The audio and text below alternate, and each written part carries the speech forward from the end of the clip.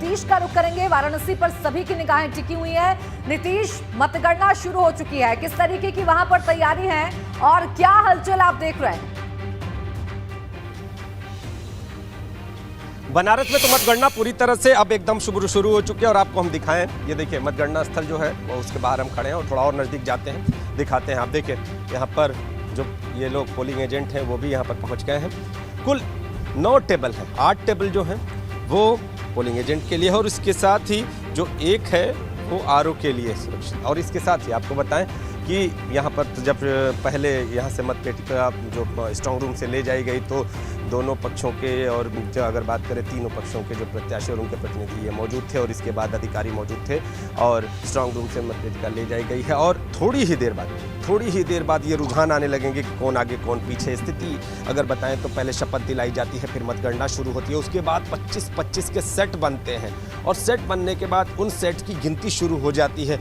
तो अब सेट बन रहे हैं और सेट बनने के साथ ही कुछ ही क्षणों में ये सामने आने लगेगा कि आखिर कौन आगे कौन पीछे। काशी का मुकाबला अगर बात करें वाराणसी, चंदौली और भदोही, ये तीन जगह है, 3 जिलों के विधान परिषद का यहाँ पर जो मतगणना है वो यहाँ पर की जा रही है। तो स्थिति यह है कि 3 जिलों का जो चुनाव है वो अपने आप में खास है। यहाँ पर अन्नपूर्णा के सामने सुदामा है और तीसरा जो समाजवादी पार्टी का प्रत्याशी है वो इस पूरे चुनाव में कहीं ना कहीं शांत से दिखाई दिए। लेकिन जो मुकाबला है वो त्रिकोणीय है, 2 का मुकाबला बेहद दिलचस्प है और थोड़े ही समय में एबीपी गंगा आपको बताएगा कि कौन किस पर भारी पड़ता हुआ नजर आ रहा है। क्या अन्नपूर्णा सिंह अपनी 2 दशकों से ज़्यादा जो सीट उनके परिवार की रही है वो दबदबा कायम करने में कामयाब होती नजर आ रही है, या फिर सुदामा पटेल के जो आरोप थे कि कहीं ना कहीं सामने वाला कोई अपने बल का इस्तेमाल करके आपकी भारी पड़ सकता है, क्या वो सही हो, या फिर